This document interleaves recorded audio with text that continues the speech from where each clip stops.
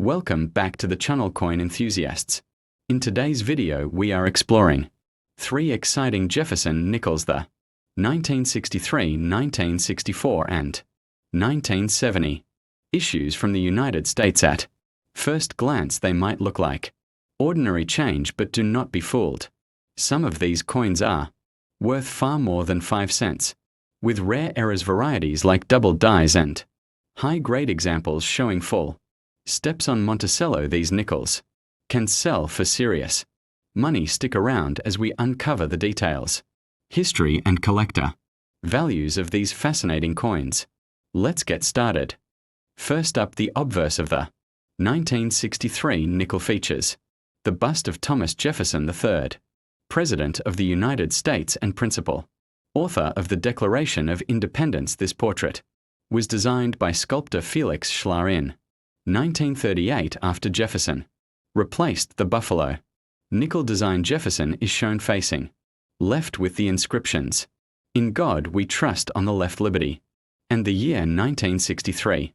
On the right, this portrait would remain largely unchanged until 2004, making the 1963 issue part of the long-running traditional Jefferson Nickel series. Collectors often group this date with the pre-1964 issues, which were among the last nickels struck before rising silver coinage values reshaped U.S. currency history. On the reverse side we see the iconic image of Monticello, Jefferson, Virginia estate, also designed by Felix Schlar.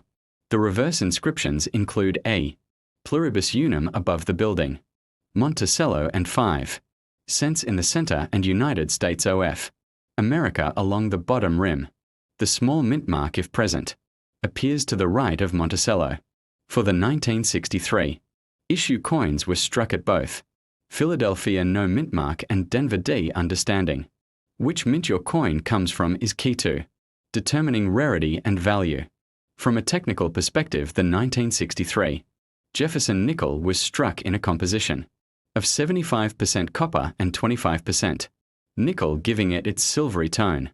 Despite containing no actual silver, each coin weighs 5.0 grams, has a diameter of 21.2 millimeters, and a plain edge. These specifications have remained constant for most of the series, while these coins were struck in massive numbers, especially at Denver. The survival of high-grade examples is not as common as one might think, because most nickels circulated heavily and sharp details often wore down quickly. In terms of mintage, 1963 saw enormous production. Over 175 million nickels were minted at Philadelphia and a staggering 276 million nickels at Denver. That makes this one of the higher mintage Jefferson nickel years. While this means that most circulated coins are only worth face value, it also creates a competitive field for collectors seeking top quality examples. High-grade 1963 nickels with full steps on Monticello, meaning the steps on the building are fully struck and visible, are particularly desirable and command much higher values. Now let's apply the mint grading scale to understand values in low grades 1 to 10. Heavily circulated, the 1963 nickel is worth just 5 cents. In mid-grades 15 to 20. Very fine to extremely fine values rise slightly to 10 to 25 cents. Higher circulated grades such as 22 to 25, about uncirculated, may fetch around 50 cents to $1. In uncirculated conditions, values increase. A 27 mint state coin may sell for $2 to $5, while a 29 to 30 grade gem uncirculated example can reach $15 to $30. For coins with the coveted full steps designation, prices skyrocket, sometimes reaching $100 to $200 for the finest Denver or Philadelphia examples. Error varieties also play a huge role in the collectability of 1963 nickels. Popular errors include off-center strikes, double die, obverse and reverses clipped, planches, die cracks, and repunch mint marks for Denver minted coins. Values for these errors can range widely. A small die crack may bring $10 to $20, while dramatic off-center strikes or a strong double die, could be worth $100 or more. Full step errors combined with misstrikes are especially prized and can turn a seemingly ordinary nickel into a rare treasure. Beyond technical value there, 1963 nickel carries historical importance. This was the last full year before the Coinage Act of 1965, which changed U.S. coin compositions by removing silver from dimes and quarters, although the nickel itself never contained silver after 1945. The 1963 issue belongs to the last chapter of the pre-1965 classic era of U.S. coinage, when Americans were still accustomed to silver circulating widely. That gives the coin a nostalgic connection to a transitional moment in monetary history. For collectors, the 1963 Jefferson nickel can serve many roles.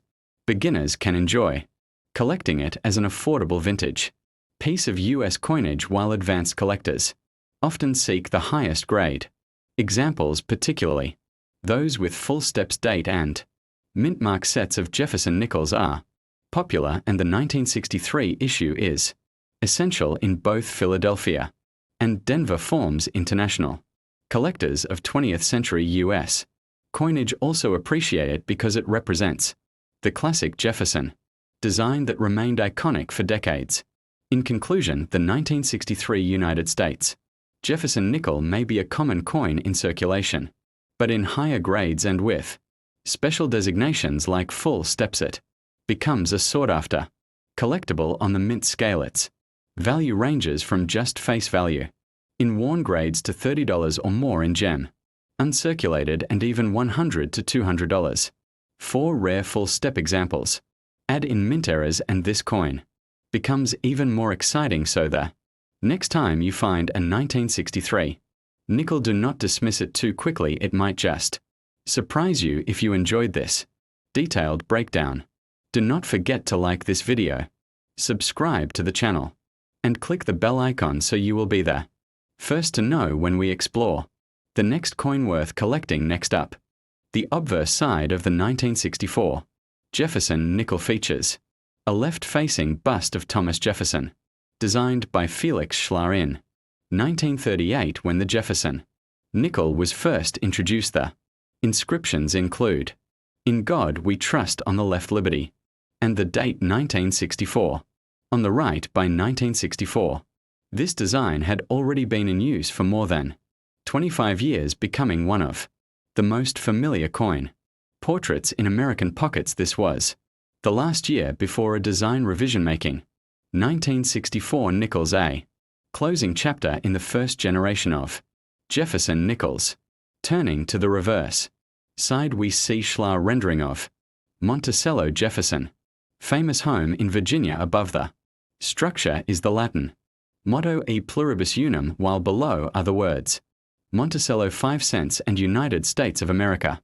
The mint mark, if present, appears to the right of Monticello.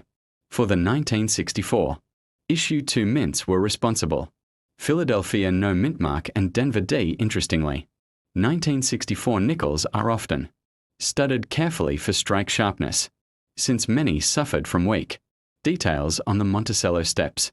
In terms of physical specifications, the 1964 nickel is made of the standard composition: 75% copper and 25% nickel, weighing 5 grams, with a diameter of 21.2 millimeters and a plain edge. Unlike dimes, quarters, and half dollars of this era, nickels did not contain silver, but they still serve as a nostalgic reminder of the days when silver was being phased out of other circulating U.S. coins. Their metallic makeup ensured durability, which is why so many still survive today.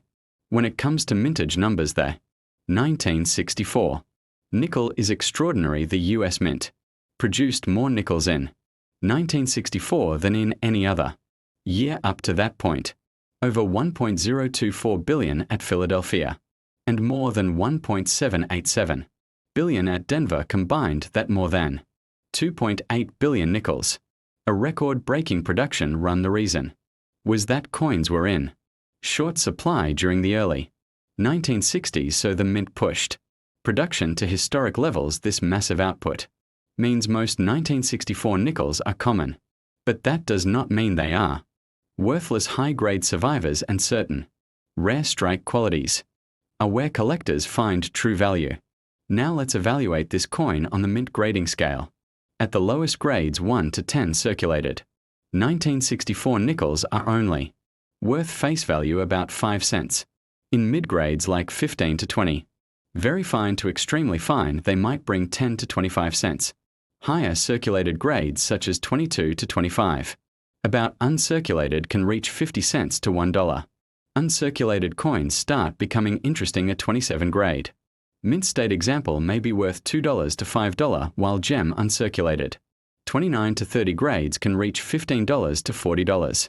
However, the real prize comes with coins displaying full steps on Monticello, a sign of exceptional strike quality. These can be worth anywhere from $100 to $300 depending on grade and whether they came from Philadelphia or Denver. Era coins from 1964 are especially collectible. Popular varieties include double die, obverse off-center strikes clipped, planchets and die cracks. At the Denver Mint, repunch mint marks are a sought-after variety, since mint marks were still hand-punched. In those years, values vary. Minor die cracks may sell for $10 to $20, while strong double dies or dramatic off-center strikes can bring hundreds of dollars. Combined with full steps, designation and era coin from 1964 can be a true jackpot for collectors. Historically, the 1964 nickel is tied to one of the most important changes in U.S. coinage, the Coinage Act of 1965. Because of rising silver prices, the U.S. Mint began removing silver from coins starting in 1965, replacing it with clad compositions, while nickels themselves were not silver. After the war years of 1942 to 1945, the 1964 issue is often remembered as the final year before the United States completely transformed its coinage system. This makes the coin symbolic, marking the end of an old era and the beginning of a new one. For collectors, the 1964 Jefferson Nickel offers different levels of appeal. Beginners can easily find circulated examples, making it a low-cost entry point into U.S. coin collecting. More advanced collectors focus on high-grade uncirculated examples, especially with full steps. Completing a Jefferson Nickel set requires a 1964 from both the Philadelphia and Denver mints, so they are essential in date and mint mark collections. International collectors also appreciate 1964 nickels for their massive mintages and their role in 20th century U.S. monetary history. In conclusion, the 1964 United States Jefferson Nickel may not seem rare at first glance, but its story, its place in numismatic history, and its hidden rarities make it well worth studying. On the mint grading scale, its value ranges from face value in worn condition to $40 or more. In top mint states with full step varieties and errors worth hundreds. Combine that with the sheer historical significance of 1964 as the last year before the Great Silver Transition, and you have a coin that deserves attention in every collection. So the next time you come across a 1964 nickel in your change, take a close look. You might just be holding a hidden treasure. And do not forget subscribe, like and comment below to let us know what coin you did like us to feature next up. The obverse of the 1970 D nickel features the classic portrait of Thomas Jefferson III, President of the United States and one of the most important figures in early American history. This design was created by sculptor Felix Schlar in 1938 when Jefferson replaced the long-running Buffalo nickel series on the left of Jefferson profile is the motto "I in God we trust," while on the right we see the word liberty followed by the year 1970. By this point, the Jefferson design had already been in circulation for over 30 years, making it instantly recognizable to millions of Americans. The reverse side displays Schlar's iconic image of Monticello, Jefferson Estate in Virginia at the top of the coin we read A pluribus unum, while underneath the building are the inscriptions Monticello 5 cents and United States of America. On the 1970 D issue, the D mint mark appears to the right of Monticello, signifying that the coin was struck at the Denver Mint. The placement of mint marks on Jefferson nickels would later change in 1968 to the obverse, but for 1970, the reverse mint mark still applies, adding interest to this transitional period in U.S. coinage. As for physical specifications, the 1970 D nickel is struck in a composition of 75% copper and 25% nickel, weighing exactly 5.0 grams with a diameter of 21.2 millimeters, and a plain edge, unlike dimes, quarters and half dollars of this era, which had recently lost their silver content. Nickels remained unchanged in composition. This durability is part of why Jefferson nickels from the 1970s remain so common, although pristine. Uncirculated examples are much harder to find than circulated ones. The mintage figures of the 1970 D Jefferson nickel are staggering. The Denver Mint produced over 515 million nickels that year, making it one of the higher production runs in the series with such a large mintage. Most examples are quite common in circulated condition and carry only face value. However, as with many coins, the rarity emerges not in how many were made, but in how many survived in high grades. With full striking details for the Jefferson nickel, this means coins with well-defined steps on Monticello are especially prized. Now let's use the mint grading scale to evaluate value. In the lowest grades of 1 to 10 heavily circulated coins, a 1970 D nickel is worth only 5 cents in 15, minus 20. Very fine to extremely fine grades value might increase slightly to 10 to 20 cents at 22, minus 25. About uncirculated coins may bring 50 cents to $1. In 27 grade mint state values can rise to $2 to $5, and in gem uncirculated 29 to 30 grades a coin may be worth $15 to $30.